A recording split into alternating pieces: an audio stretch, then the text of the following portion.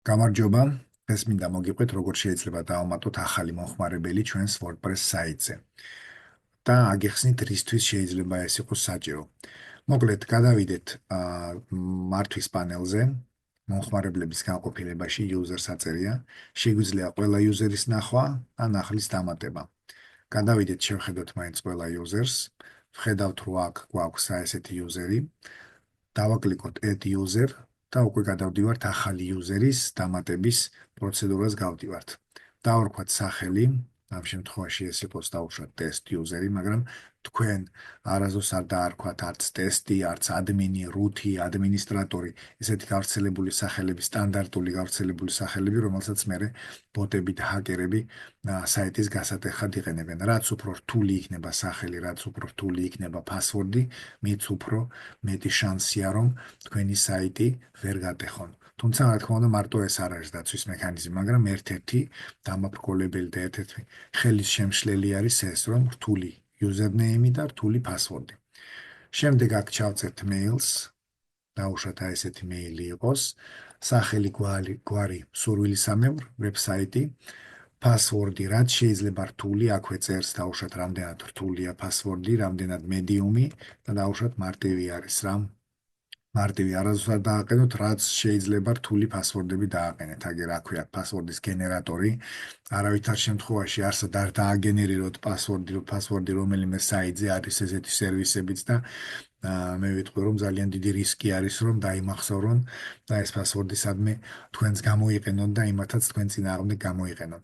შემდეგი გრაფა არის, მიუვიდეს თუ არა შეტყობინება მომხმარებელს აი ამ მეილზე, იმის შესახებ, რომ მისი აკაუნტი შეიქმნა, ეს სურვილისამებრ შეგიძლიათ მონიშნოთ ან შეგიძლიათ მოხსნათ და აქ უკვე საუბარი არის შემდეგ გრაფაში, რა როლი ენიჭება ამ მომხმარებელს საიტზე. ყველაზე მეტი უფლება და ალბათ კი არა, მაქსიმალური უფლება საიტზე აქვს ადმინისტრატორს და შემდეგ უკვე მცირდება უფლებები საიტზე. ამ როლების შესახებ ცალკე ვიდეო უნდა ჩავწერო, გამოიწერეთ არხი რო არ გამოგრჩეთ და დეტალურად ავხსნი, რომელი როლი რას ნიშნავს და რა უფლებები ექნება. ამ შემთხვევაში ჩვენ უბრალოდ ადმინისტრატორის როლით დავარეგისტრიროთ, დავკლიკოთ add user და მომხმარებელი უკვე დარეგისტრირდა საიტზე, როგორც ხედავთ, დაემატა test user-ი. დაუშვათ გვინდა password-ი შევცვალოთ, ან დაუშვათ გვინდა გაუგზავნოთ ლინკი, რომლითაც შეცვლის ადამიანი password-ს. დაუშვათ შეიძლება დაავიწყდა password-ი, ან თქვენ შეცვალეთ რამე აქ რაღაც დროებით და მერე დაუშვათ გინდათ, რომ იმ ადამიანმა თავისი ახალი password-ი შექმნას. გაუგზავნით, დაკლიკავთ აქ და მეილზე გაიგზავნება ლინკი, რომელთაც შევადა თქვენს გარეშე დამოუკიდებლად ჩაწერს იმ password-ს, რომელიც ეწოდება მხოლოდ მას. აქვე შეგიძლიათ თქვენ თვითონვე შეცვალოთ password-ი, დავუშვათ რაღაც გახდა ამის აუცილებლობა, რომ თქვენ დაეხმაროთ და შეცვალოთ, set new passwords დაკლიკავთ და აქაც ისევ რა თქმა უნდა, რაც შეიძლება რთული password-ი უნდა გამოიყენოთ. ეს ფუნქცია შეიძლება გამოგადგეთ მაშინ, როდესაც პროექტში ემატება ადამიანი და თქვენთან ერთად მან უნდა გააკეთოს რაღაც საქმე საიტზე.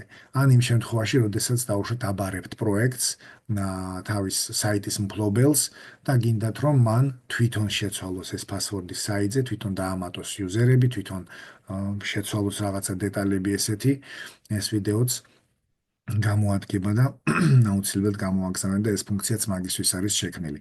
მოკლედ, როგორც უკვე გითხარით, user-ების აი ამ როლების შესახებ, აი ხო ხედავთ ადმინისტრატორი წერია, ორივე user-ი არის ადმინისტრატორის უფლებით, თუ რას ნიშნავს ყოველი აი ეს როლი საიტზე, ამის შესახებ უკვე სხვა ვიდეოში აი არის როლი, ადმინისტრატორი, თუ რა დეტალსაც ავირჩევთ, ონლაინ მაღაზიასაც თავისი user-ები აქვს, ამის შესახებ მომდევნო ვიდეოში და აუცილებლად გამოიწერეთ, რომ არ გამოგრჩეთ ეს ახალი ვიდეო. წარმატებებს გისურვებთ.